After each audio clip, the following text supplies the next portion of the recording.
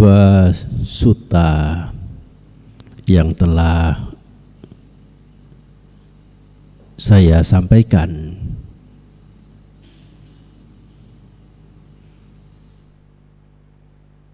walaupun secara volumenya tampak tidak banyak,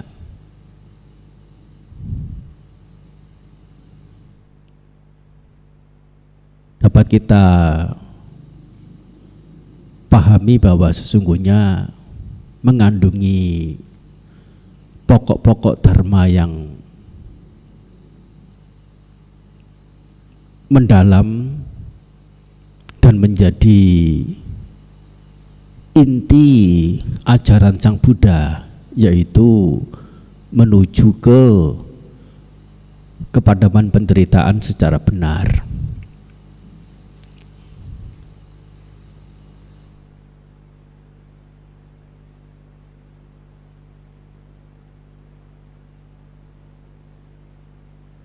Dua sutta ini sengaja saya angkat,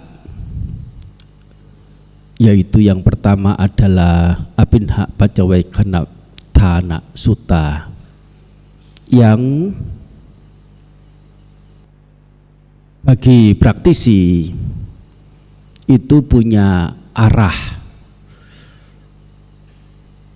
tertuju ke objek-objek yang mesti dimengerti sebagai hal yang tidak patut untuk disenangi, digandrungi, dilekati dengan berbagai macam cara.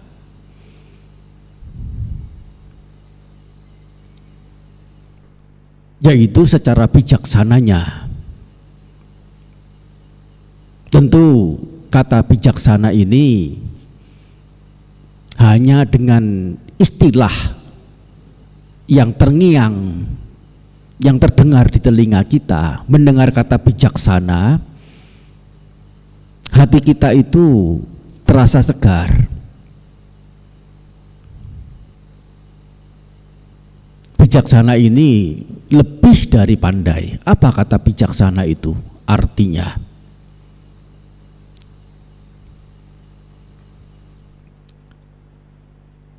boleh, silakan. Ada yang menjawab?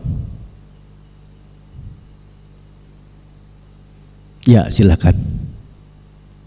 Izin Bante saya untuk menjawab berkenaan dengan apa itu bijaksana, yakni memahami dengan jelas sebagaimana adanya, yang anicca, yang dukkha, dan yang anatta. Terima kasih. Ada yang lain?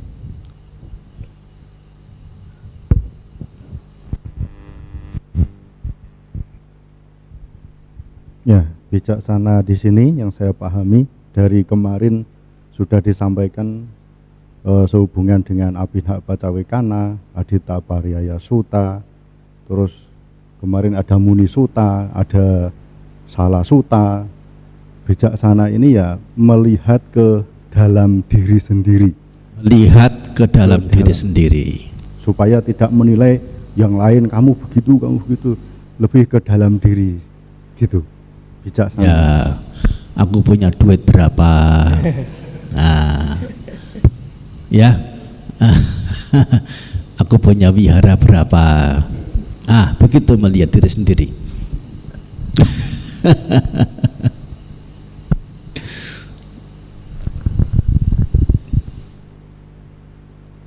Ada yang lain? Silakan. Saya Bante. Ya, silakan. Ya, bijaksana tadi sudah disampaikan, mengetahui mana yang benar dan mana yang tidak benar. Yang benar maksud tadi itu hukum kebenaran itu Bante, anicca, dukkha, anatta, dan mana yang tidak benar. Kemudian tahu mana yang baik dan mana yang tidak baik. Tahu yang bermanfaat dan tahu yang tidak bermanfaat. Itu Bante. Terima kasih. Cukup ya? Ya, perwakilan saja. Terima kasih. Bijaksana itu kalau kita telisik dari kata awalnya itu kalau dalam bahasa Jawa itu wicaksono. Wicaksono atau secara istilah Indonesianya, kalau di Indonesia kan wicaksana. Nah, wicaksana itu terdiri dari 3 partikel, yaitu wi, caksa, dan na. Wi, caksa, dan na. Caksa artinya adalah lihat.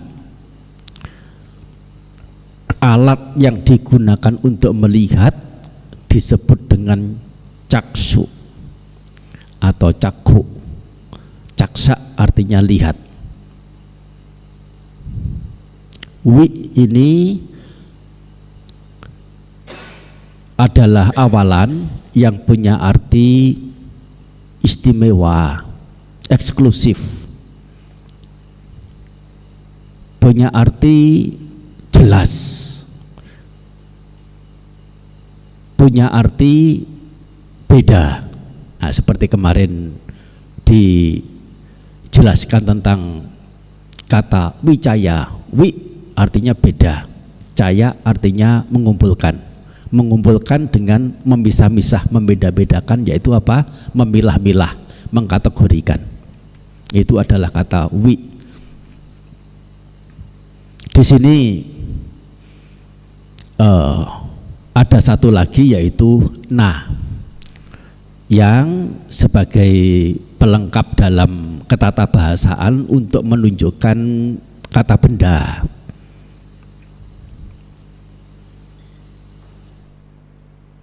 Kalau caksa artinya lihat, caksana artinya penglihatan. Ada wi di depan yang punya arti istimewa, eksklusif, terang, jelas. Nah, kita bisa ambil makna yang kedua, yaitu terang atau jelas itu. Sehingga kata wicaksana atau bijaksana ini bisa kita pahami, batasan makna katanya adalah satu kemampuan dalam melihat sesuatu secara jelasnya, secara terangnya. Untuk melihat secara terangnya bagaimana? Untuk melihat secara terangnya harus sesuatu yang dilihat itu harus dibelah-belah.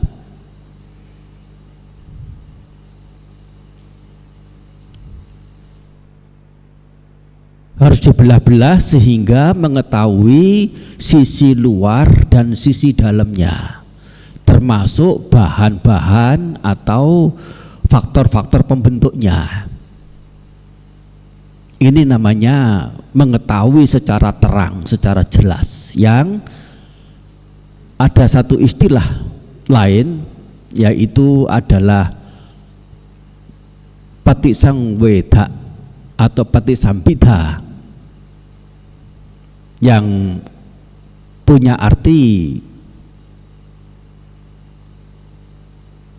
pengetahuan yang mampu memecah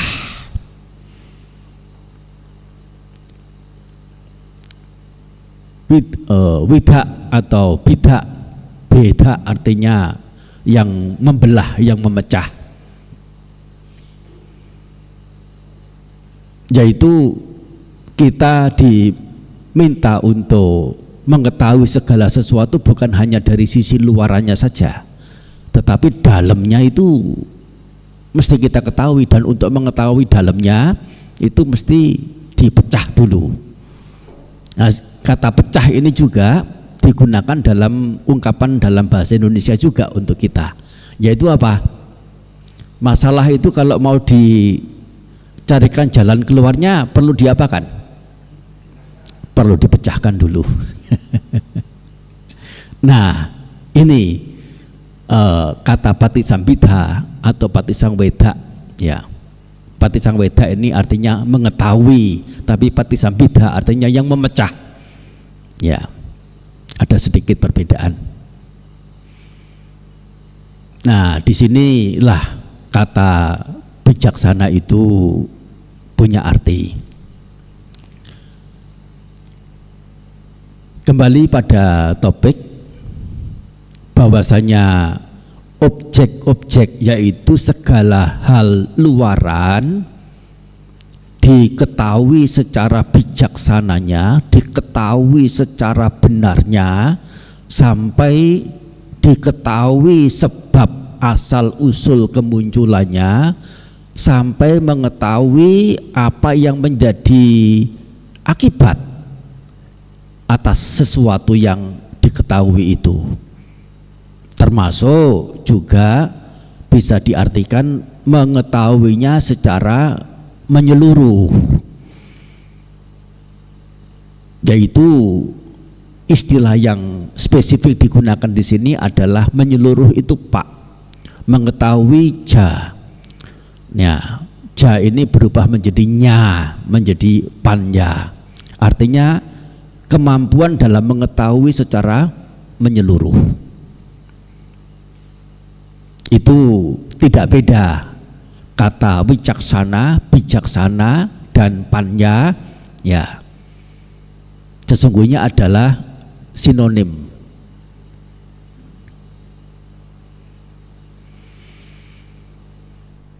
Mengetahui objek-objek sampai tidak bisa batin ini dilekati oleh pengotor-pengotor, baik itu loba, dosa, moha, atau mungkin lebih lengkapnya ya dikotori oleh upakilesa yang secara umum itu terdapat 16.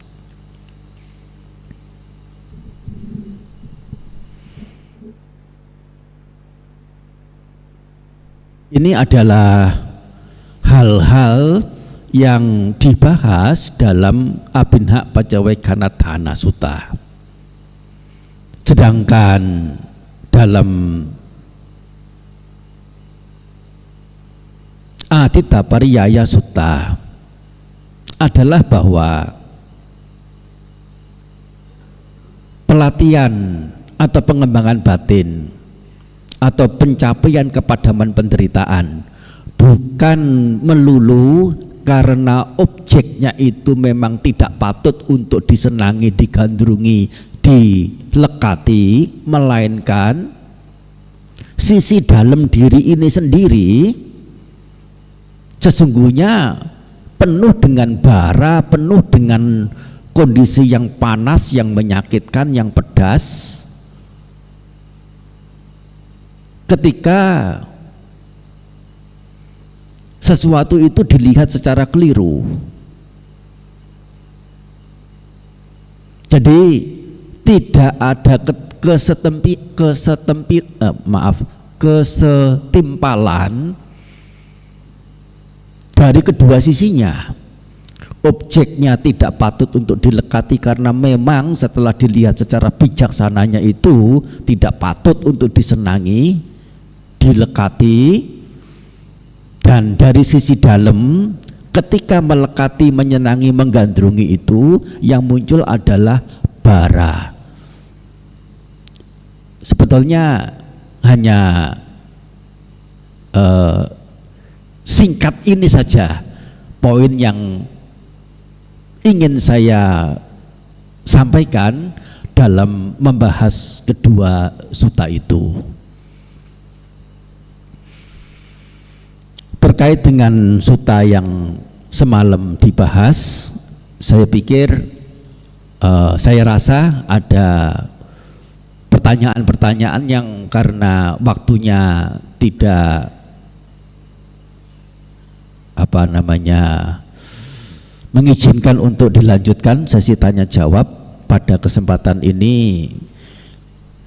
Silakan jika ada pertanyaan-pertanyaan terkait dengan pembahasan semalam, atau mungkin ya masih mau membahas atau mempertanyakan uraian yang pertama, yaitu Abinha Pacawekana Thana Sutta. Saya persilahkan.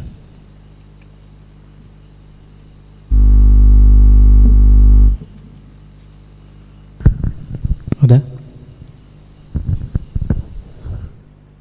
Ada yang mau bertanya? Ya, silakan. Contoh Cito. Izin Bante untuk bertanya. Untuk sutta yang tadi malam dibahas, di sana ada 11 yang membuat caku, rupa dan seterusnya itu membara. Kalau mengacu kepada caku, kemudian 6 indera dalam dan juga perasaan dan seterusnya, bisa mudah dipahami. Mereka membara karena raga, dosa dan moha. Maksud saya mudah dipahami secara teori. Tetapi ketika berbicara rupa sebagai objek mata atau penglihat, kemudian suara, kemudian rasa, bagaimana kita memahami bahwa mereka juga membara karena raga, dosa dan moha? Karena ini adalah objek yang berada di luar, yang sifatnya kalau bisa mengatakan itu netral. Baik. Terima kasih. Jadi intinya adalah Awuso ingin mendapatkan penjelasan bagaimana Bahida Ayatana itu memberikan rasa suka tidak suka selain dari rupa yang dilihat oleh mata, begitu? Maksud saya adalah caku juga aditang. Ya, betul. Kemudian rupa aditang. Betul. Aditang karena apa? Ya. Membara karena apa? Nah, rupa juga membara karena raga, dosa, moha, jati, jara, marana dan seterusnya. Betul. Maksud saya rupa kan sesuatu yang berada di luar. Betul. Objek mata. Kemudian suara juga membara juga karena raga, dosa dan moha. Betul. Kalau kita bicara batin kita membara karena raga, dosa, moha, itu mudah dipahami. Tapi ketika berbicara mengenai objek dari terutama 5 indera, mata, telinga, hidung, lidah, jasmani, juga dikatakan membara Ya. oleh raga, dosa, moha, Ya. itu mohon dijelaskan Bante. Ya, bersebab pada mata melihat karena ada caku pasada yang punya potensi untuk melihat. Penglihatan yang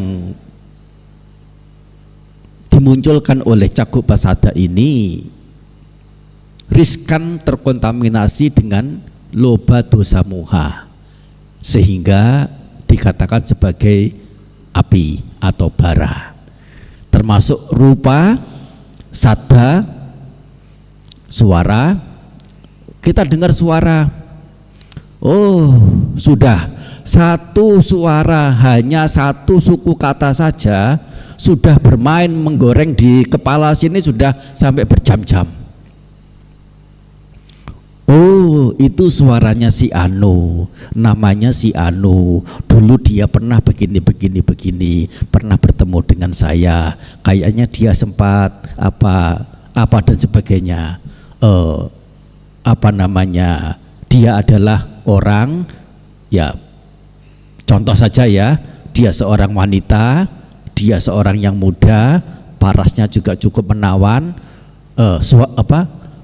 gerak-geriknya juga menarik, ya, dan sebagainya. Hanya satu suku kata saja, tidak usah banyak. Sebetulnya kan hanya suara. Suara itu gelombang saja. Tetapi sannya yang muncul dalam pikiran menggoreng sedemikian banyaknya. Nah itu raga terpicu untuk muncul, dosa terpicu untuk muncul, moha kesesatan terpicu untuk muncul. Demikian pula cakup sampasa, yaitu kontak yang terkait dengan penglihat, indera penglihat, ini juga dikatakan membara. Demikian pula dengan rupa sanya, wedana kan sudah disebut tadi, rupa sanya, ya. Ini juga sebagai pemicu akusala dhamma itu muncul. Apakah sudah menjawab? Berarti boleh dikatakan bahwa walaupun sebenarnya dikatakan bahwa rupa membara karena membara oleh raga, dosa, moha dan seterusnya, tetapi sebenarnya yang membara itu batin kita, Bante. Oh, tentu, Ya, tentu. jadi bukan rupanya.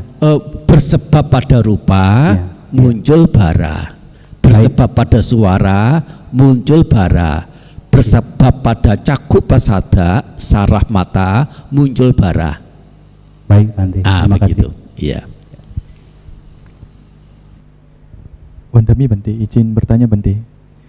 Di sini saya ingin bertanya mengenai perkembangbiakan pada pemikiran itu sendiri Bante. Terkhususnya juga perkembangbiakan pada fenomena yang terjadi yang secara khususnya yaitu batinianya. Di sini saya ingin menanyakan bagaimana pemangkasan yang bisa dilakukan agar perkembangan biakan yang terjadi pada pikiran ini bisa diatasi Bante. Saya tidak begitu memahami karena suaranya kurang jelas. Coba mic-nya agak di. Jadi mengenai pemangkasan sebelum terjadinya perkembangbiakan pada pemikiran Bante. Pemanasan. Pemangkasan Bante. Memangkas Bante. Memangkas, pangkas. Pemangkasan. Iya Bante. Oh. Dan yang terjadi pada pikiran terkhususnya adalah secara kotoran batin Bante. Jadi pengupayaan seseorang untuk memangkas perkembangbiakan Bante sebelum terjadinya perkembangbiakan itu sendiri Bante. Ya. Ya, itu adalah kembali pada ajaran pokok Sang Buddha tentang jalan menuju ke kepadaman penderitaan dalam sisinya sebagai hal-hal yang memungkinkan untuk ditumbuh kembangkan. Di sini tidak lain adalah mengacu ke Pancabala. Bagaimana saddha dikuatkan, dibuat kuat, wirya dibuat kuat. Jadi pencapaian ini, pencapaian dalam agama Buddha, ya, dalam proses kepadaman penderitaan yang tidak lain disebabkan oleh kilesa-kilesa itu tidak bisa dengan sekonyong-konyong, tidak bisa dengan tiba-tiba, tidak bisa dengan sekejap, melainkan lewat proses pengasahan. Demikian ini Pancabala yang patut diasah, yaitu ditumbuh kembangkan. Bagaimana bisa menjadi refleks, menjadi teguh, tegak di dalam batin, dan selalu menggemari keberadaan nilai-nilai luhur itu, yaitu mulai dari saddha, wirya, sati, samadhi, dan panya ini punya kegemaran terhadapnya. Mengapa punya kegemaran? Karena punya keyakinan. Mengapa punya keyakinan? Karena kita mendengar cara yang kita timbang secara bijaknya mengarah ke kepadaman penderitaan secara sebenarnya. Sehingga nah ini yang perlu untuk ditumbuh kembangkan. Bagaimana kita hari-hari dalam kita berkeyakinan ini kepada sosok Sang Buddha. Misalnya dengan mengenang nilai-nilai luhur Sang Buddha, iti piso bhagawa arahang sama sambuddho wija carana sampanno dan seterusnya. Ini adalah cara untuk mengembangkan keyakinan.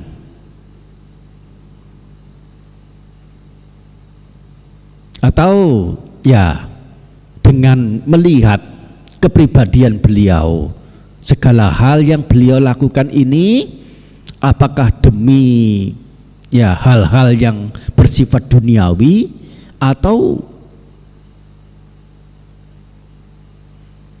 demi hal-hal yang bersifat di atas duniawi.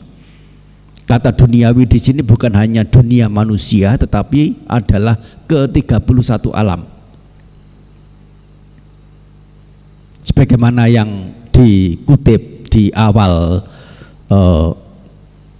program oleh ketua panitia, bahwasanya brahmacarya yang beliau diami ini bukan demi tipu-tipu untuk mengelabui, bukan demi bujuk-bujuk propaganda, bukan demi mendapatkan perolehan laba, bukan demi mendapatkan penghormatan sekara, bukan demi mendapatkan ketenaran siloka, bukan demi semata-mata untuk memberantas ajaran-ajaran lain. Bahasa Indonesianya adalah seperti itu.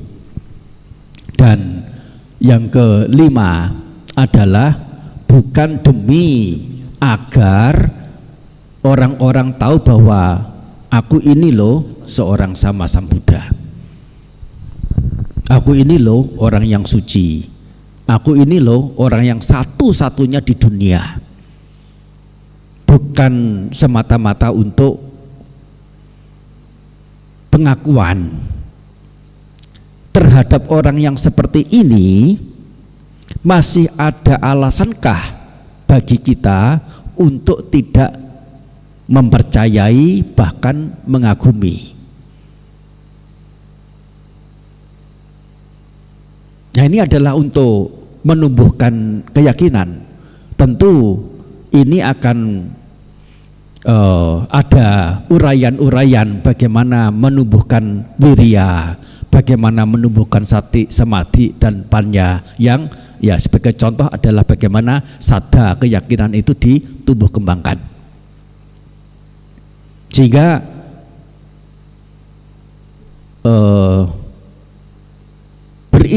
seiring dengan penguatan batin kita pada 5 tenaga dalam itu,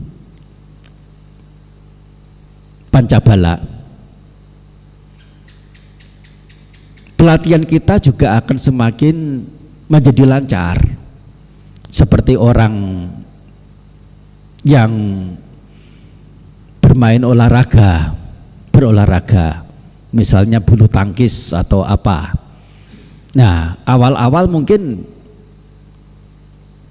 menampal bolanya itu salah-salah, tetapi setelah dia piawai melalui pelatihan-pelatihan, tanpa mata melihat pun dia bisa menampolnya itu dengan tepat dan terukur. Artinya apa? Sudah piawai. Demikian pula batin kita perlu pengasahan, diasah untuk bisa punya nilai-nilai kekuatan batin itu, pancabala. Seperti halnya batangan besi setebal 5 mili lebarnya itu 5 cm. Seseorang ingin membuat parang atau membuat golok, dia memulai membuat tajam logam itu dengan mengasah. Tentu bukan dengan 1 kali, 2 kali, 10 kali asahan batangan besi logam itu bisa menjadi tajam, melainkan adalah dengan terus-menerus dan dengan kesabaran, dengan keberlanjutan,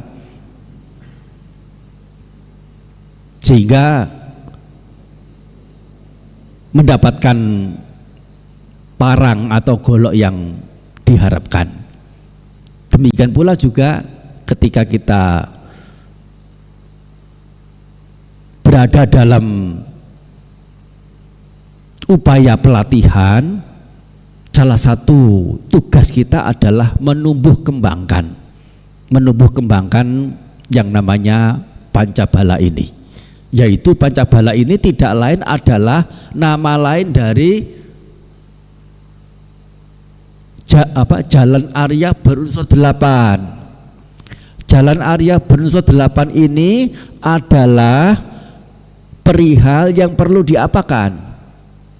Perlu dicapai, perlu ditengarai, perlu dipangkas, atau perlu dikembangkan. Ini dia, ditumbuh kembangkan.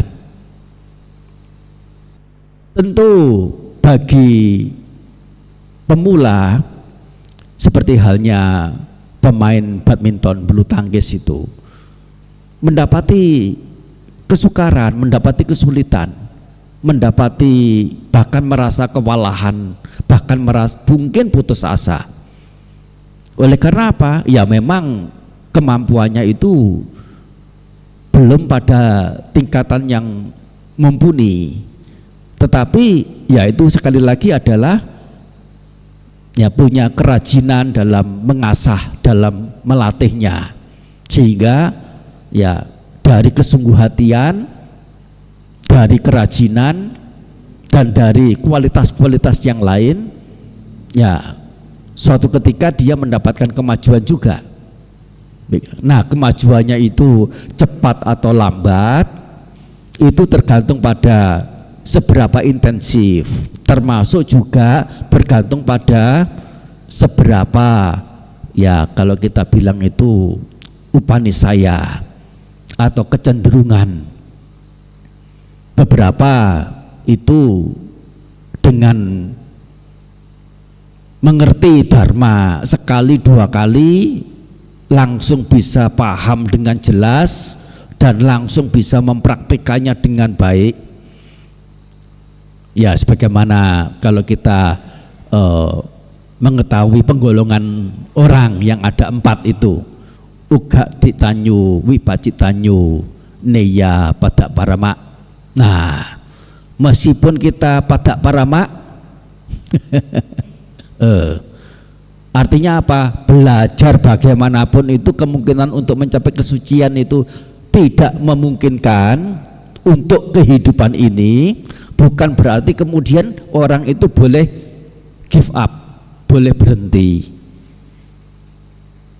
Tidak ada, dan tidak ada choice kedua, tidak ada pilihan kedua selain melangkah ke depan, menanjak meskipun itu sulit, meskipun itu susah payah.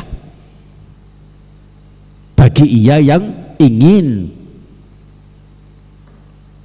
mencapai tujuan yang diidamkan, yaitu di sini dalam pelatihan dhamma adalah kepadaman penderitaan secara benarnya. Itu kurang lebih yang bisa saya berikan jawabannya.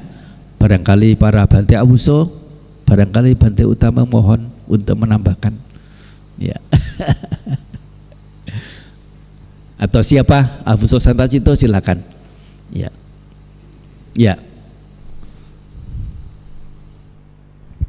Mungkin saya menganjurkan saja. Ya. untuk barangkali samanera atau biku? Samanera. Samanera ya. Untuk membaca Madhupindika Sutta. Karena di sana Ya. berkenaan dengan perkembangbiakan pikiran papanca.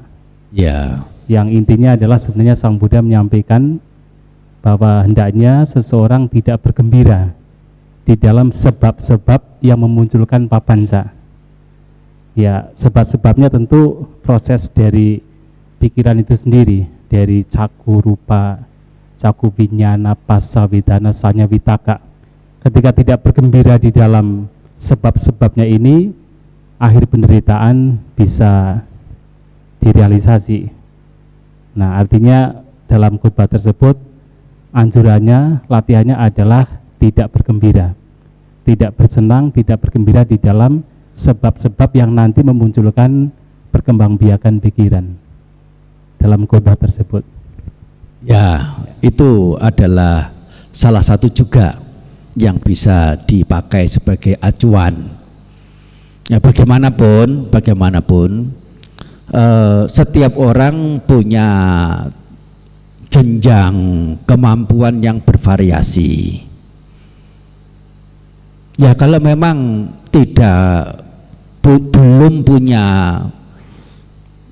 kemampuan dalam praktik yang sangat mendalam, yang sangat tinggi, sebagaimana yang kemarin disampaikan, itu sesungguhnya adalah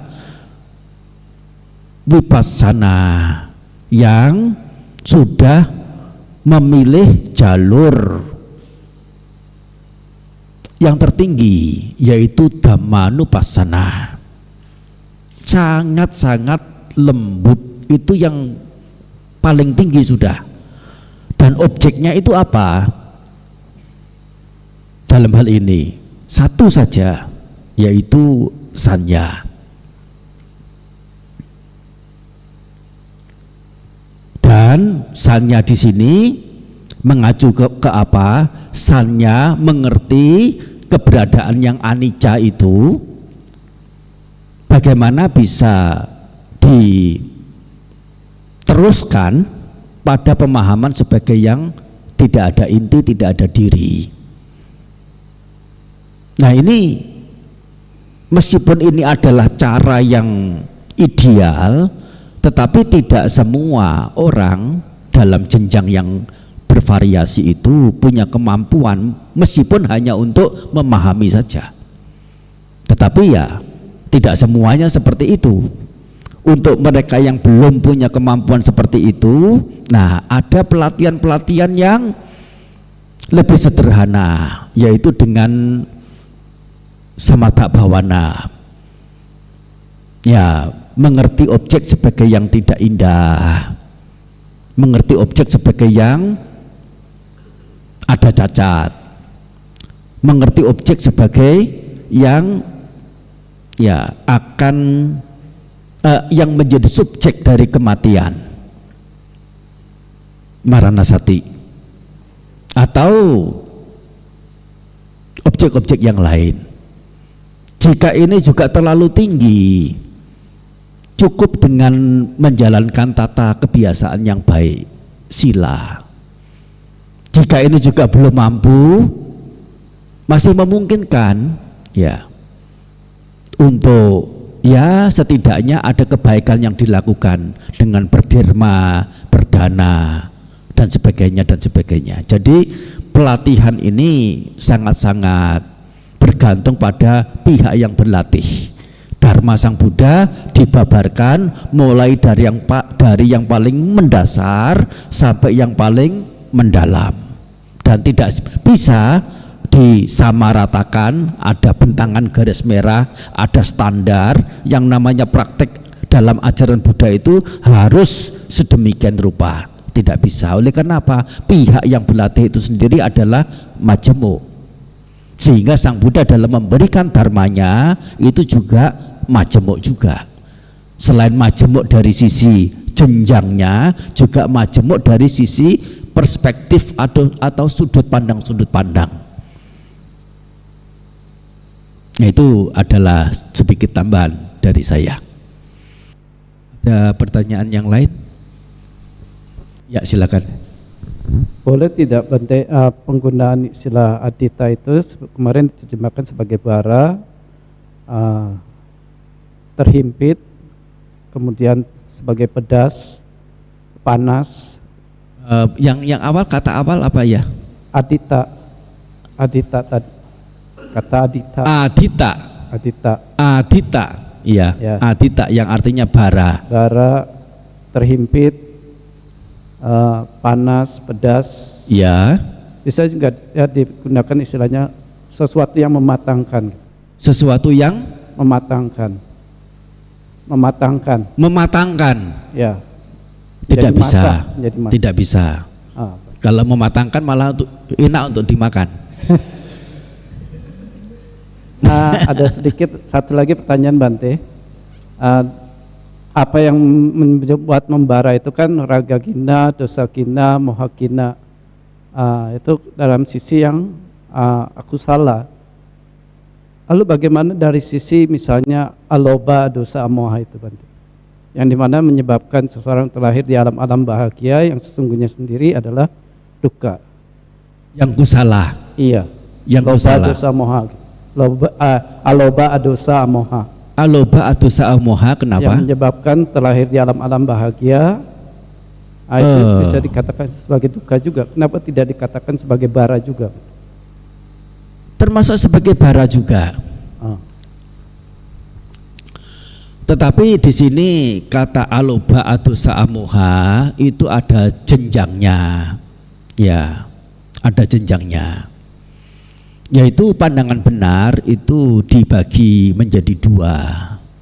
Satu adalah pandangan benar bahwa segala hal yang terjadi, yang muncul itu oleh sebab. Sebab di sini yang diacu adalah perbuatan. Mengerti hukum karma, hukum perbuatan, hukum sebab, ini adalah pandangan benar yang disebut dengan lokiya panya. Nah, ada satu pandangan benar juga, yaitu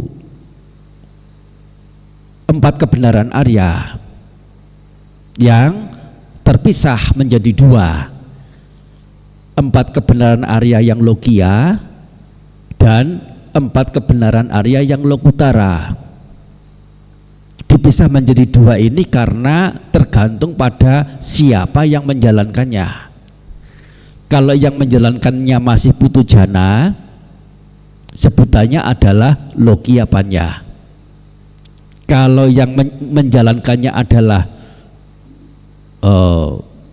kinasawa, sebutannya adalah lokutara panya. Nah, di sini seseorang yang punya meta, kira-kira ada keserakahan enggak? Kesenangan-kesenangan indrawi. Orang yang punya, ketika meta itu muncul pengharapan baik pada seseorang si A, apakah ada kemungkinan muncul keserakahan? Apa yang bisa saya ambil dari dia ya? Kira-kira mungkin enggak? Ketika meta itu muncul, ketika muncul metanya itu muncul dalam saat yang bersamaan, ada kemungkinan enggak untuk dengan keserakahannya itu ingin mengambil barang si A yang dia ya punya memancarkan cinta kasih itu? Tidak ada. Kira-kira ada iritasi, ada kebencian tidak kepada si A yang dia pancarkan cinta kasihnya itu? Tidak ada. Dan nilai luhur berupa meta ini juga bentuk-bentuk pengetahuan juga, oleh karena beberapa makhluk, beberapa satwa tidak paham tentang manfaat meta sehingga tidak mengembangkan. Sehingga dapat dikatakan segala hal nilai luhur itu bisa tergolong juga sebagai bagian dari pengetahuan, hanya pengetahuannya adalah pengetahuan yang masih lokiya. Ini adalah pemancaran meta, cinta kasih. Perbuatan baik apapun yang sifatnya adalah perbuatan, jangankan perbuatan buruk, perbuatan baik pun itu dikatakan masih tidak lepas dari kepadaman penderitaan secara benar. Berdana, menjalankan sila, berpuas atas hal yang diri miliki, termasuk pencapaian-pencapaian jana dalam samatha bhavana, itu masih disebut sebagai punya bahagia, menjadi sisi atau menjadi bagian dari kebajikan. Punya itu artinya penuh, punya artinya bersih, yaitu seseorang yang melakukan kusala ini hatinya akan menjadi terasa penuh, disebut dengan punya atau punya. Seseorang yang melakukan kusala ini, kebajikan-kebajikan ini, hatinya akan diwarnai dengan suasana yang bersih, sehingga disebut punya bahagia. Tetapi ciri kedua adalah saasawa, masih ada asawa, kama asawa, bawa asawa, awija asawa. Kalau ditambah satu menurut Abhidhamma, ya titi asawa, menjadi 4. Masih ada asawa, kesenangan indrawi, ya bagi orang yang mencapai jana sudah tidak ada. Tetapi kesenangan-kesenangan terkait dengan pencapaian yang dia telah tempuh itu masih memungkinkan. Istilahnya adalah rupa raga. Jika dia mengambil rupa sebagai objek dalam pengembangan batinnya, ya masih ada rupa raga, bahwa ini aku yang terbebas dari kesenangan-kesenangan indrawi, menikmati kebahagiaan sedemikian rupa. Ini kesenangan seperti ini tidak dikatakan sebagai kama asawa, tetapi sudah menjadi bawa asawa. Asawa artinya penghanyut, bawa kemenjadian, yaitu apa? Menjadi berada di alam Brahma dengan berbagai tingkatannya, termasuk juga masih memungkinkan punya ya arupa raga untuk mereka yang mengangkat objek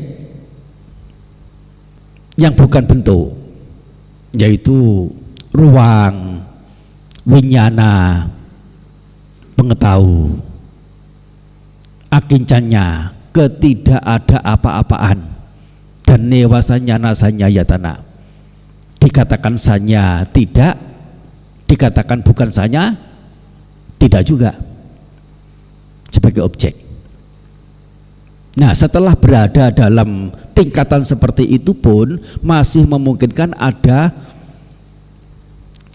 raga, yaitu istilahnya adalah arupa raga. Masih ada asawa.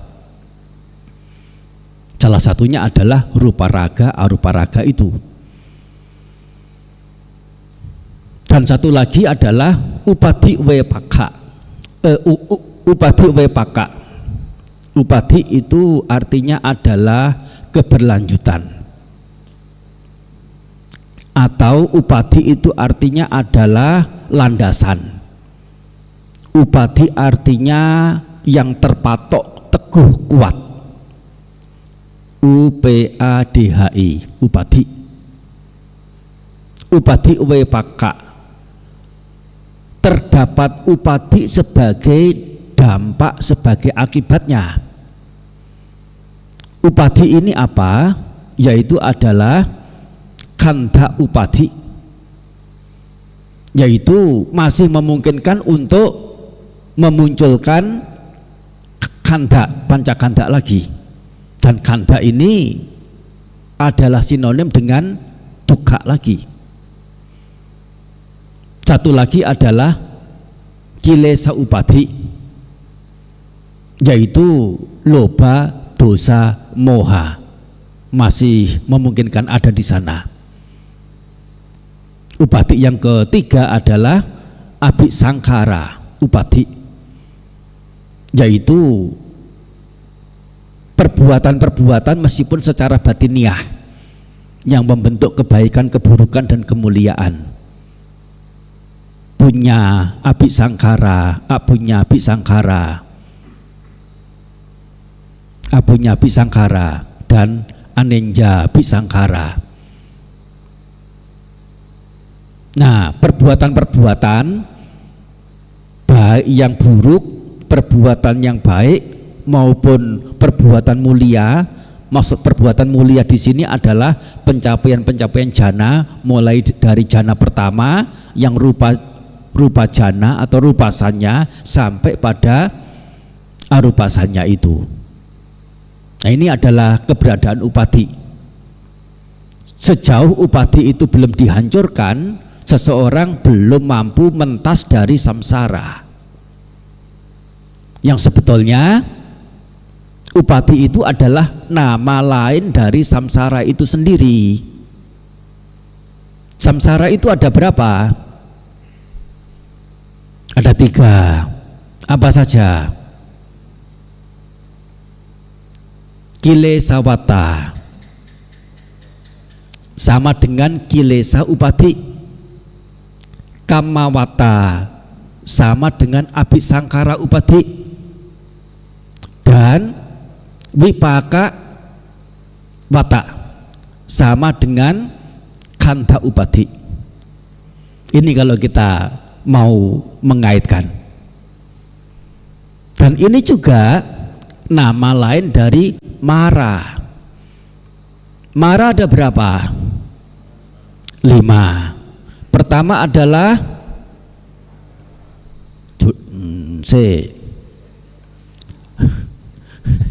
Majjumara, kematian.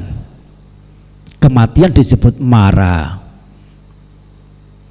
Oleh karena setelah seseorang mengalami, satwa ini mengalami kematian, hal-hal yang diharapkan apapun menjadi terpangkas, terputus, tidak bisa lanjut.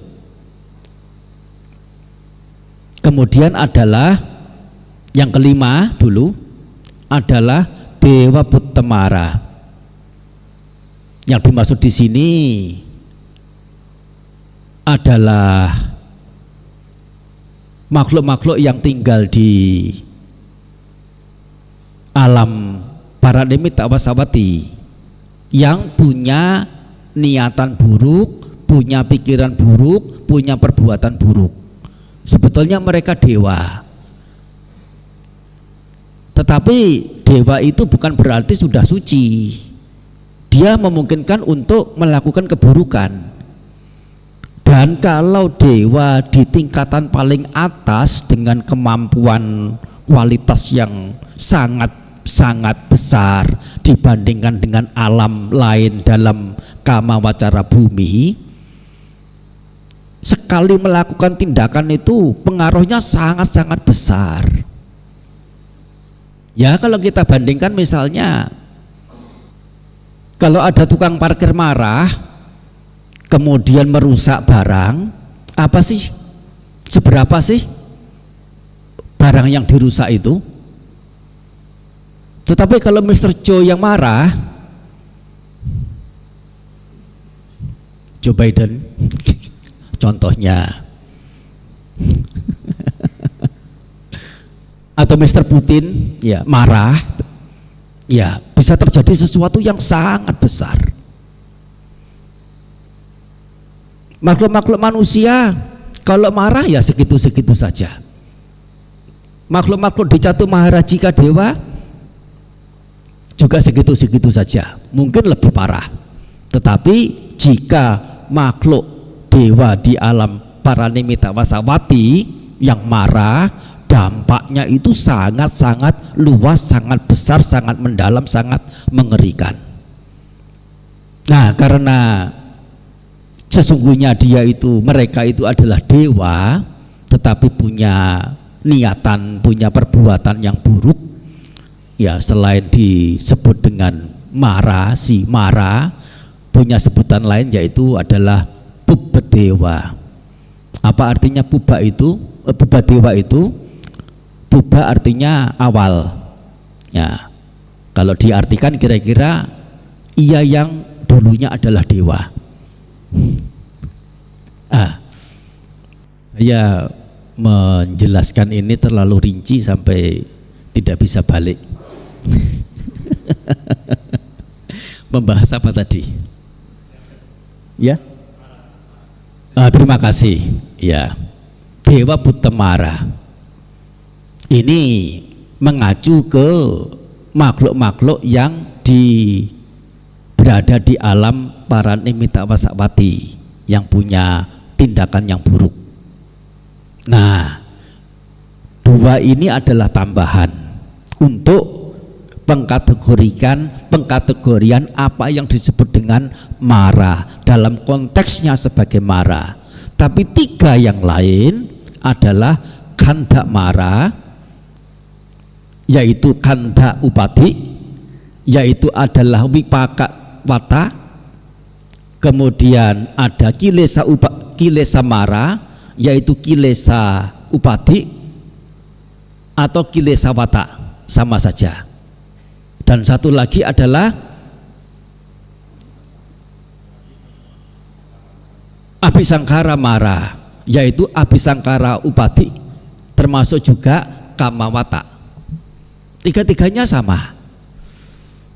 Jadi ini kalau kita mau mengait-kaitkan antara satu pokok dhamma dengan yang lain, yaitu ada sambungannya, ada pemahaman secara komprehensifnya.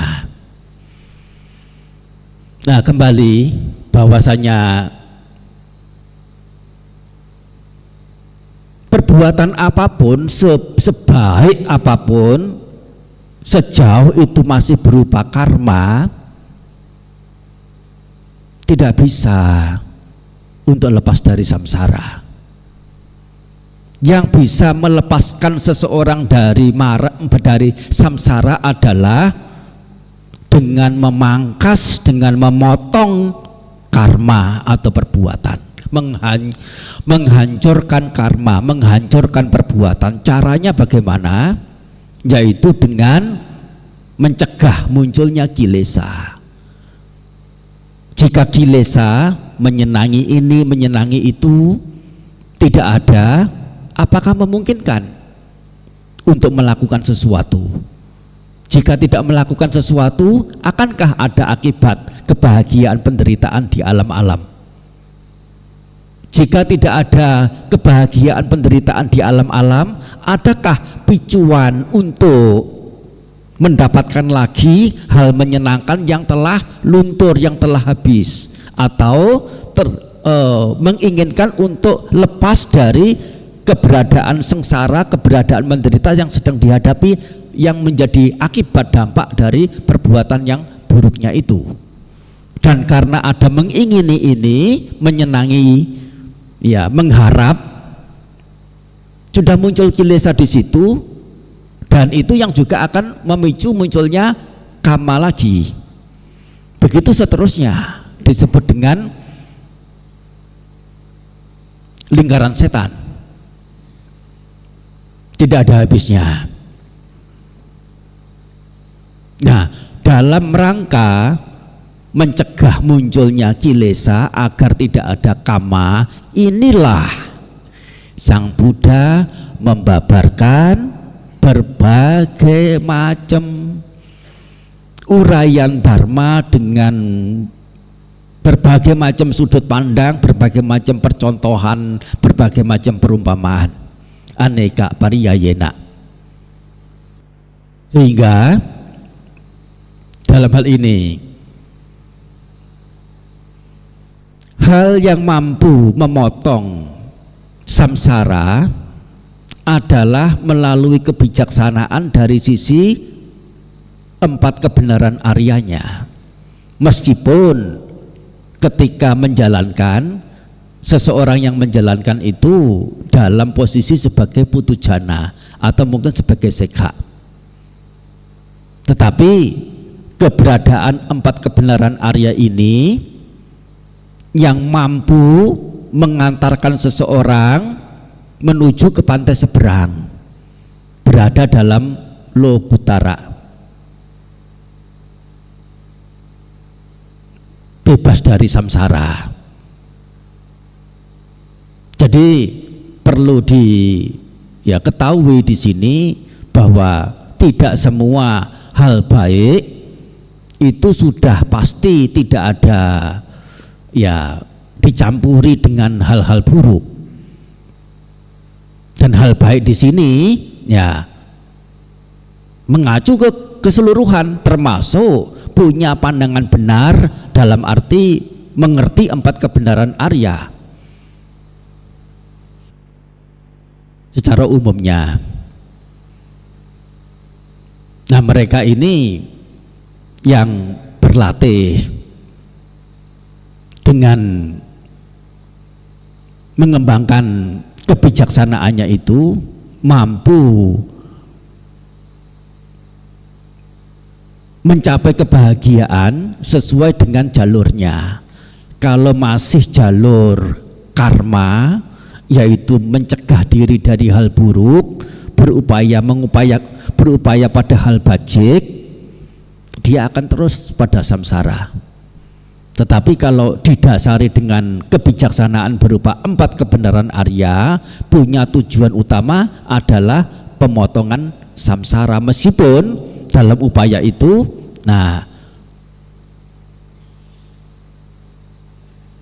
bukan hal yang semudah melakukan kebaikan yang lain. Oleh karena apa? Nah, di dalamnya itu harus punya pemahaman tentang anicca, dukkha, anatta. Dan itu bukan pemahaman umumnya awam, sangat-sangat mendalam, dan itu menyulitkan, sangat sulit, sangat sukar, sangat lembut. Sehingga sementara proses pengembangan diri dalam pandangan benar berjalan pada jalur pandangan benar tentang 4 kebenaran Arya ini, seseorang juga tetap perlu melakukan kebajikan-kebajikan dalam arti dari sisi perbuatan baik, kusala kama, untuk selama proses samsara ini masih berlangsung demi mencapai satu titik kepadaman samsara. Perjalanan yang berlangsung ini bagaimana supaya dijalankan, dilalui dengan rasa nyaman, dengan keadaan yang lancar, mulus, halus. Yaitu apa? Dengan melakukan hal-hal bajik, kusala kama. Tetapi melulu kusala kama yang dilakukan tanpa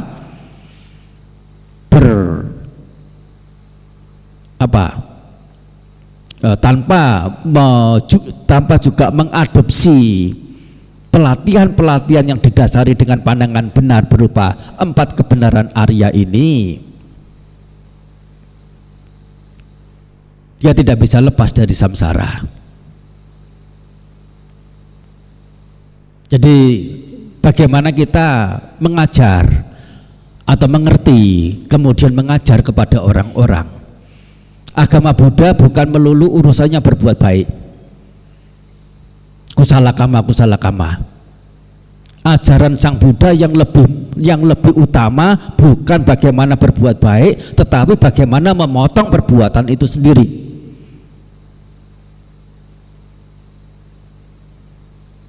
Yang pada kenyataannya, kalaupun kita paham, perbuatan baik kusala kama ini mengarah ke kebahagiaan.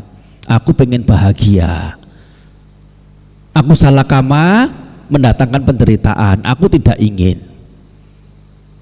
proses dalam mencapai kebahagiaan dalam satwa-satwa ini melakukan perjalanan hidupnya dari satu kelahiran ke kelahiran berikutnya, apakah mungkin mereka itu hanya melakukan sisi kusalanya saja yang membuat dia itu sesuai dengan harapan mencapai alam bahagia? Ternyata mereka juga memungkinkan melakukan sisi akusalanya, perbuatan buruk yang justru dampaknya bukan mendapatkan kebahagiaan, melainkan adalah penderitaan di alam-alam sengsara. Dan kenyataannya juga sebagaimana yang sang Buddha sabdakan, hanya sedikit saja yang sampai ke pantai seberang, sisanya itu berada di pantai seberang sini. Artinya apa? Bahwasanya makhluk-makhluk itu tidak bisa konsisten meskipun punya pengertian, tetap juga melakukan hal yang buruk, dan itu tidak akan ada habisnya selama samsara itu masih berlangsung.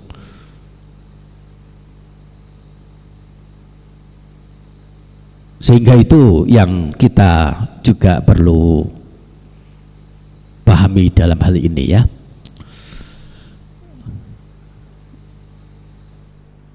Sudah menjawab belum ya?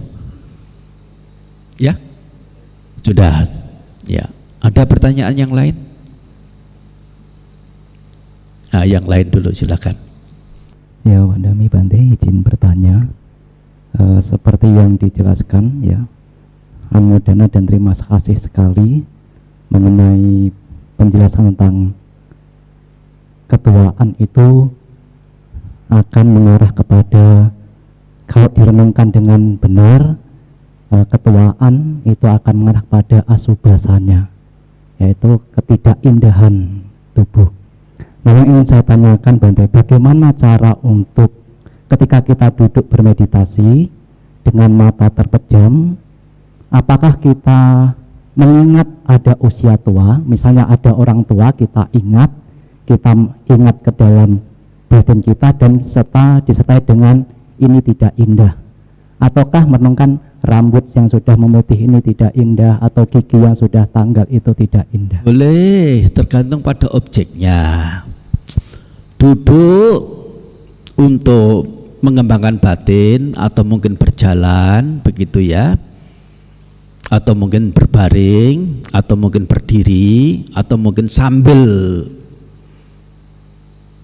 membawa jubah, sambil membawa mangkok, sambil mengerjakan ini itu, menyapu dan sebagainya, sambil buang air kecil, buang air besar. Nah, memungkinkan untuk melakukan pelatihan. Di sini misalnya ketika duduk, apakah meditasi mengembangkan batin itu harus syaratnya itu memperhatikan nafas? Sama sekali tidak. Nafas hanya sebagai salah satu. Dan mengapa nafas itu yang paling populer? Karena nafas itu mengarah ke selain samatha, langsung menuju ke vipassana juga.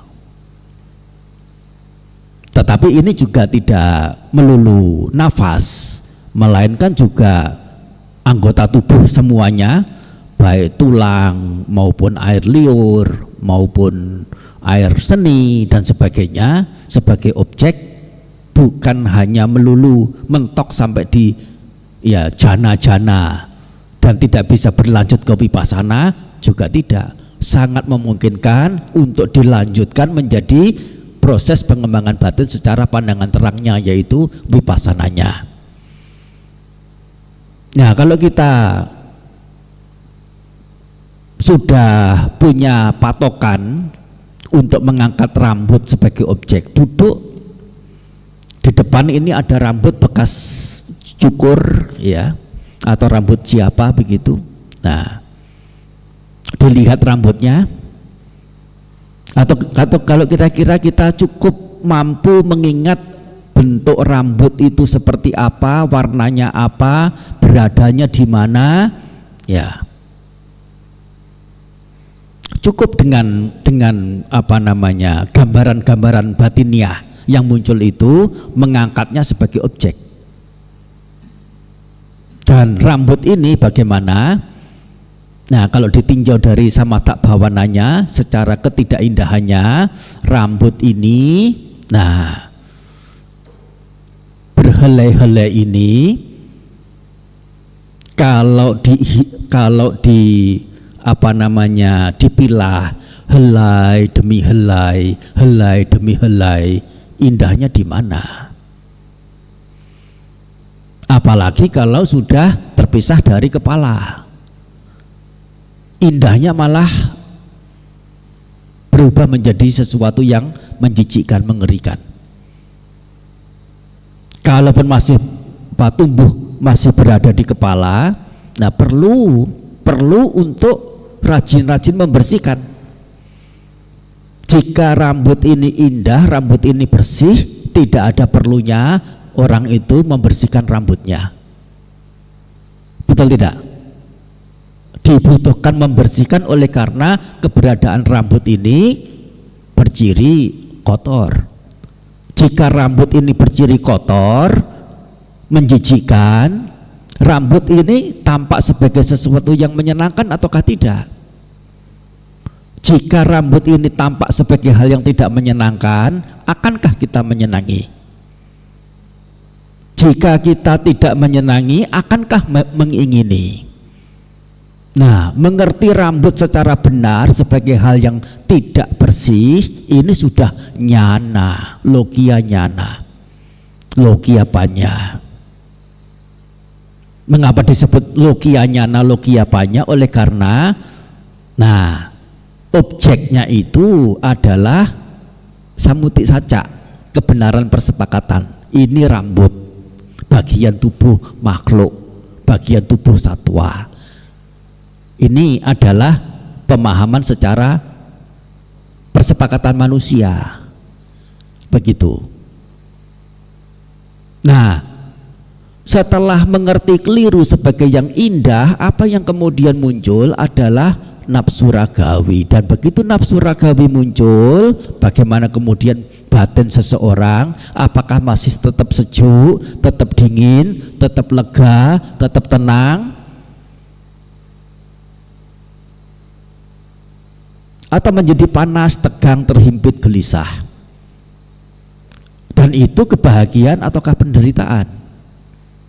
Begitu mampu melihat rambut sebagai keberadaan yang menjijikkan, kemudian tidak muncul nafsu ragawi atas rambut itu, kilesa tidak muncul, niwarana tidak muncul, disitulah titik ketenangan. Dan tanpa perlu kita menamai, kita menyelidik, kita menerka-nerka, ini aku sudah jana belum ya? Jana keberapa ini? Ini apana jana atau upacara jana? Tidak perlu. Cukup apa yang Sang Buddha ya tetapkan sebagai objek, bagaimana cara mengelola objek itu, mempraktekannya, mendapatkan penyingkiran pengotor batin dari batin, selesai sudah urusannya. Berlatih begitu saja dulu. Nah, kalau menggunakan nafas sebagai objek, bagaimana?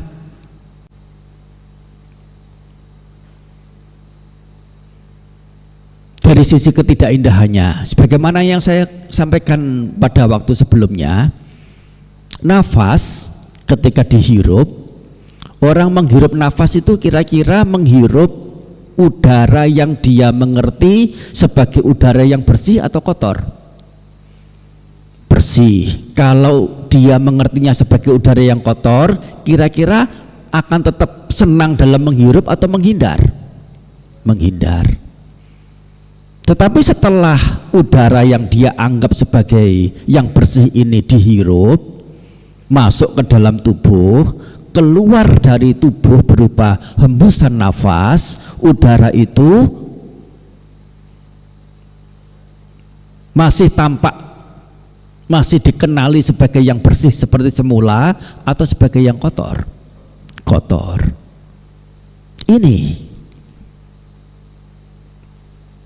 nafas masuk, nafas keluar, nafas masuk, nafas keluar, nafas masuk bersih, nafas keluar kotor, nafas masuk bersih, nafas keluar kotor. Yang kotor apanya?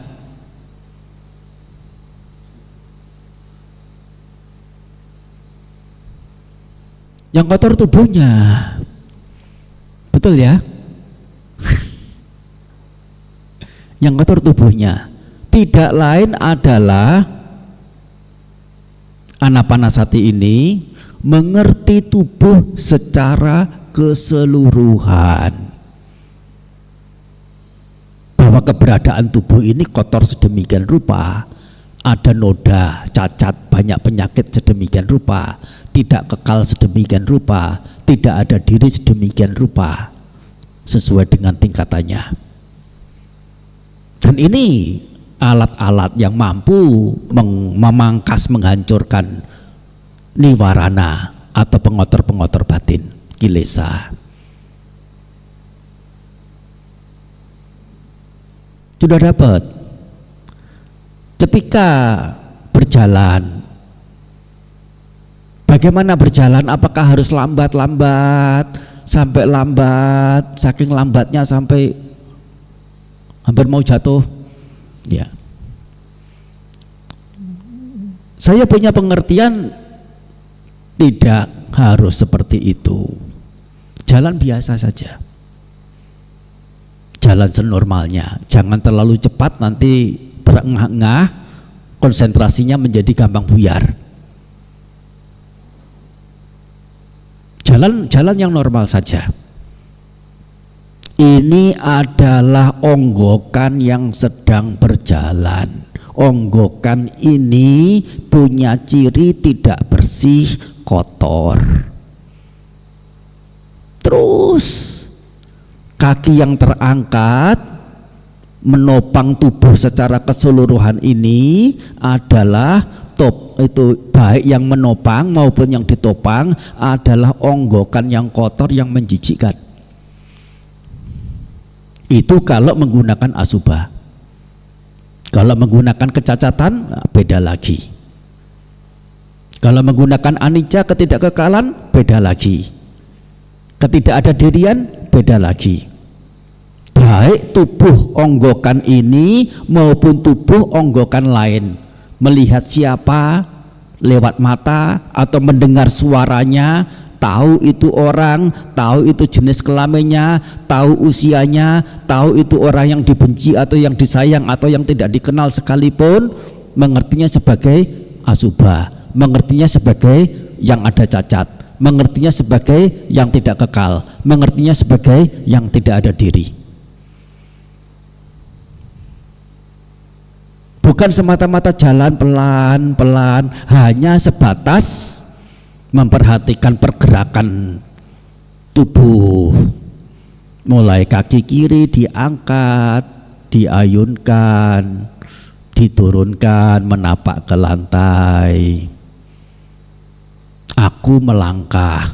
Siapa aku? Ya aku ini yang jadi biku, yang jadi samanera. Wasaku sudah sekian. Tinggalku di identifikasi diri.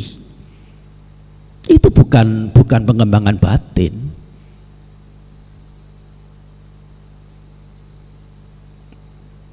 Pengembangan batin itu olah batin. Batinnya diolah dari yang tidak punya nilai luhur atau yang dikuasai oleh pengotor-pengotor batin, Bagaimana agar pengotor batin itu tersingkirkan, digantikan oleh nilai luhur, yaitu kusala witaka berupa apa? Asubha, berupa apa? Adinawa, berupa anicca, dukkha, viparinama dhamma, anatta.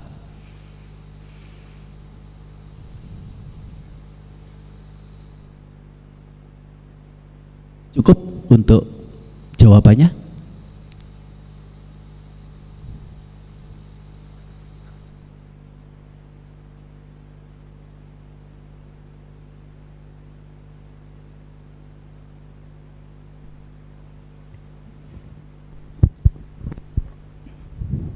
Izin satu lagi Bante. Saya pernah mendengar ceramahnya Bante ketika membimbing meditasi. Kalau saya nanti salah mengingat, mohon untuk diluruskan. Salah satu meditasi adalah untuk melenyapkan pengotor batin atau menghilangkan. Nah, kalau kita tidak, bukan salah satu, tetapi satu-satunya. Baik Bante. Satu-satunya adalah untuk melenyapkan pengotor batin. Nah, kalau kita tidak mengerti atau mengetahui pengotor batin, lalu apa yang mau dilenyapkan? Maka yang pertama kali diketahui adalah pengotor batinnya itu. Seperti itu yang pernah saya dengar. Betul. Nah, terus di dalam kehidupan sehari-hari, kadang pengotor batin ini jenisnya banyak Bante. Ada upakilesa, yang ketika itu Bante sepertinya menjelaskan tentang upakilesa itu 16 jenis pengotor batin. Kadang juga saya mendengar ada asawa, anusaya, ada niwarana, nanti ada samyojana. Apakah pengotor batin semua itu sebetulnya berbeda, ataukah kalau seandainya mau memahami atau mengerti terlebih dahulu, apakah ada yang harus dipahami dari pengotor batin itu Bante, dari bermacam? Sang Buddha tentu membabarkan dharma ini kepada banyak pihak dan punya pertimbangan sendiri, punya pertimbangan beliau sendiri dalam pemilahan pokok-pokok perihal, entah itu sisi baik maupun sisi buruknya. Ya, sebagaimana kemarin disebutkan, ada yang namanya sangyojana. Sangyojana ada berapa? 10. Kalau saya katakan sangyojana ada 7, setuju enggak? Harus setuju. Soalnya itu juga dicantumkan di Tipitaka. Sangyojana 7. Tetapi ini adalah konteks micata dari sisi sebagai belenggu. Untuk orang yang nightmare atau trauma dengan belenggu, merasa ngeri dengan terbelenggu, cocok untuk diberi penjelasan bahwa micata ini yaitu membelenggu, yaitu pengotor-pengotor batin ini punya ciri membelenggu. Begitu mengerti, oh ini belenggu, pembelenggu, aku tidak mau. Sisi yang lain disebut dengan niwarana, artinya penghadang, penutup. Niwarana artinya penutup.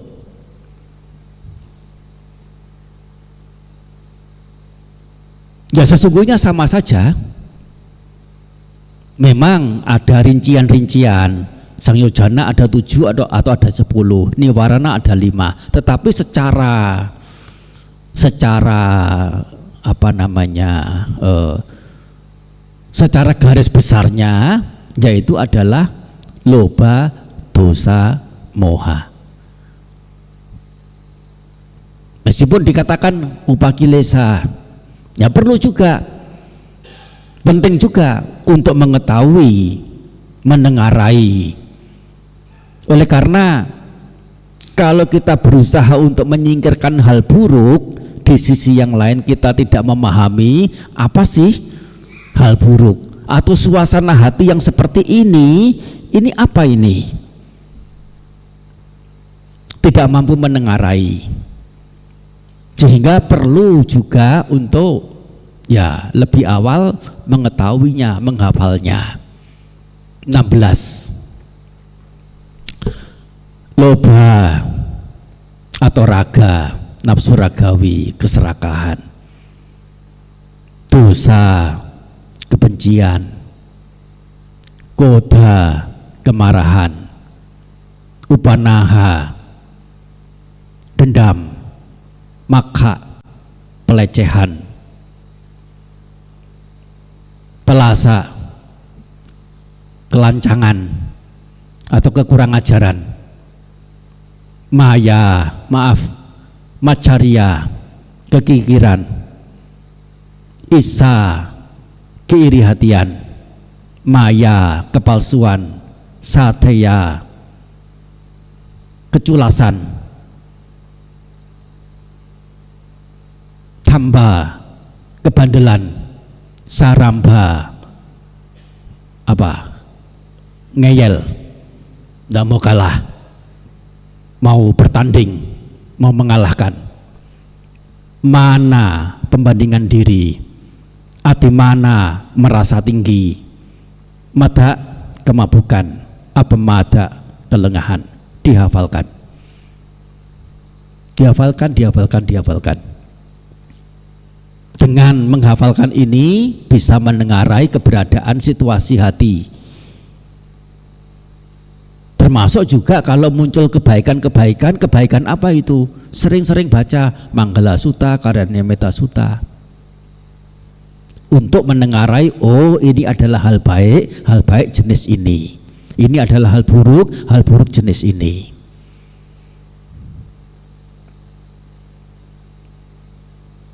Apakah itu akan membuat rancu, ada upakilesa, ada sangyojana, ada niwarana, mana yang harus dipilih? Salah satu, silahkan. Sesuai dengan kecocokan hati.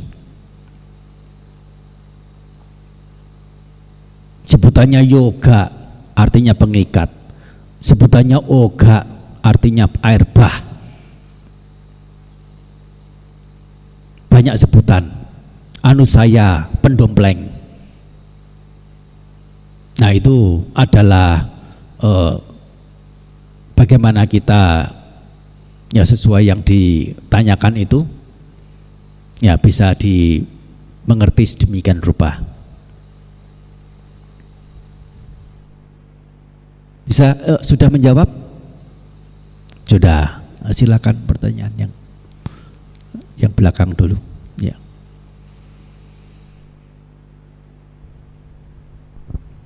Ya, permisi Bante. Di sini saya ingin tanya untuk sekedar pengetahuan tambahan untuk saya Bante. Karena dalam pemahaman saya dari sebagian bagaimana pemikiran itu dapat ada dipengaruhi karena faktor sanya ini Bante. Di sini yang ingin saya tanyakan, apakah ada referensi sutta atau dalam Tipitaka mengenai berbagai macam sanya atau persepsi yang dapat diupayakan untuk ada atau dipertahankan Bante? Banyak. Seperti iya. Banyak. Kalau mau mengerti sanya, lihat di Mahasatipatthana Sutta di Dhammanupassana. Di situ adalah kumpulan sanya semua. Kumpulan sanya semua. Jumlahnya berapa hitung sendiri.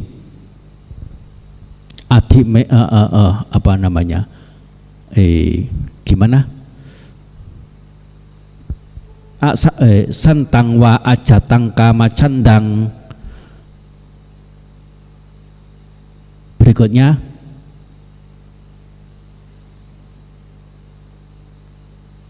santang wa ajatang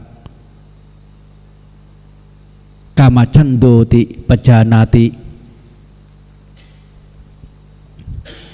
Ketika kama canda muncul, mengetahui bahwa ini kama canda sedang muncul. Ini adalah sanya yang mesti dimengerti keberadaan ini sebagai yang tidak ada diri. Tetapi dalam hal ini tidak harus ketidakadadirian. Tetapi idealnya adalah ketidakadadirian.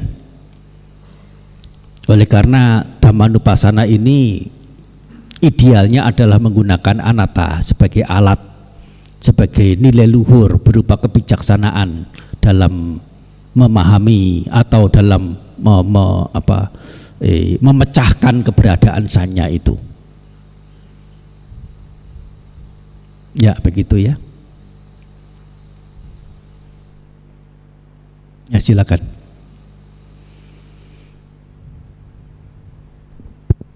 Izin bertanya Bante, perihal objek meta Bante. Nah seringkali kan diutarakan semoga semua makhluk bahagia.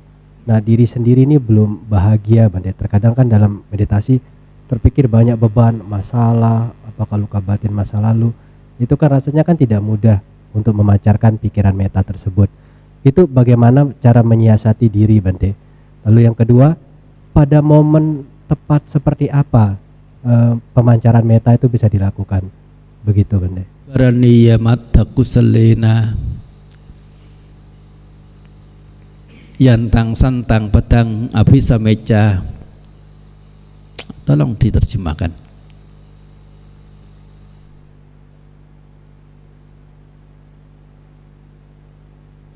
Inilah hal-hal yang patut dilakukan oleh orang yang cerdas untuk menuju ke tujuan yang menenangkan.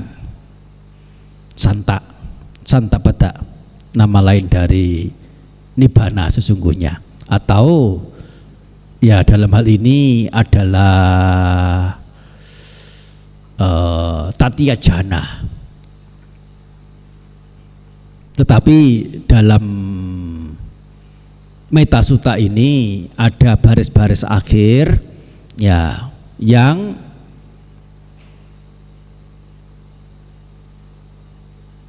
menunjukkan bahwa pelatihan meta apabila sampai menuju ke yang poin-poin akhir itu ya tingkatan tertinggi yang bisa dicapai adalah anagami, yaitu apa? Silawa dasanena sampanno, punya sila ya, silawa dasanena sampanno, sempurna secara cara pandangnya. Cara pandang itu apa? Pandangan benar. Yang dimaksud pandangan benar apa? 4 kebenaran Arya. Dikatakan nahi apa? Bukan yang terakhir. Nah, tidak akan terlahir di rahim lagi.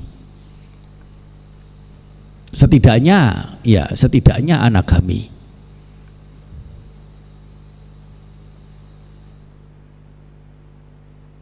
Tetapi metanya itu sendiri adalah samatha bhavana.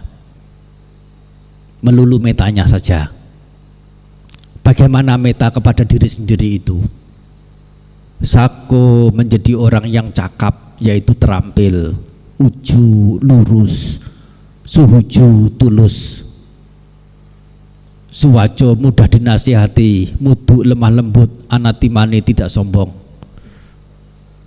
santu sako berpuas atas hal yang diri miliki, subharo mudah dirawat, dan seterusnya. Itu cara bagaimana diri bahagia. Dan dalam hati punya ujaran sabbe sata bhavantu sukitata,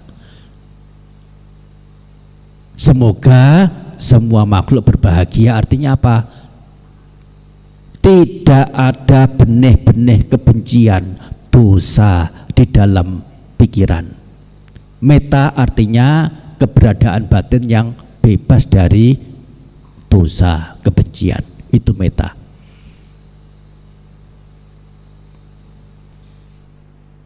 Nah, di sini mengharap makhluk lain mendapatkan kebahagiaan yang bagaimana? Seseorang jengkel sama si A jengkel sama si B. Kebetulan ketemu sama si B. Kesempatan untuk membalas dendam. Tempeleng si B itu sampai 2-3 kali sampai terasa ya cukup begitu. Rasanya gimana? Puas enggak? puas. Bahagia enggak? Bahagia. Sabbe sata bhavantu sukhitata. Apakah begitu kebahagiaan? Mengharap, ya itu yang diharap. Berbahagia karena makhluk-makhluk itu bisa sesuai dengan yang diharap, matanya bisa melihat rupa yang indah, telinganya bisa mendengar suara yang merdu. Apakah bahagia seperti itu?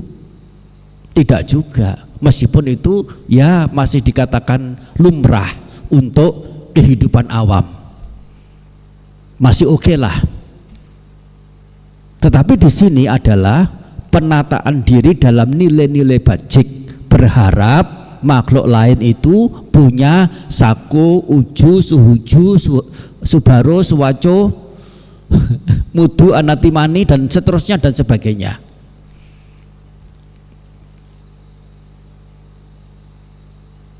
Ini adalah bagaimana memancarkan meta untuk diri sendiri, memancarkan meta untuk orang lain. Jika diri sendiri belum teguh tegak pada nilai-nilai yang mesti diri sendiri tumbuh kembangkan dalam ya yang disebut dalam Karania Meta Sutta itu, mau sabbe sata bhavantu sukhitata sehari 108 kali atau 1008 kali juga tidak nyambung. Kalaupun nyambung, itu bukan orang pinter, bukan orang bijaksana. Berharap orang lain baik, punya sako, uju, suhuju, suwaco, mudu, anatimani, berharap dengan kesungguhan hati, tapi membiarkan diri dalam nilai-nilai yang kebalikannya. Itu adalah ciri orang yang tidak bijaksana. Seperti halnya ya seseorang yang rumah temannya itu terbakar, rumahnya sendiri juga terbakar, dia lari ke rumah temannya itu untuk membantu memadamkan rumah temannya, membiarkan rumah sendiri kebakaran. Atau berharap teman yang tercebur di sumur itu bisa mentas dari sumur, sementara dia yang punya keinginan mau membantu juga tercebur di sumur.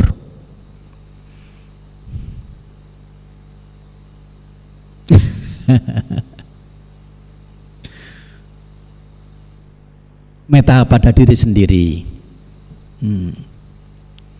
Love you, love yourself. Love me, love myself. Oke, gitu ya. Ya. Cukup ya? Ya. Satu.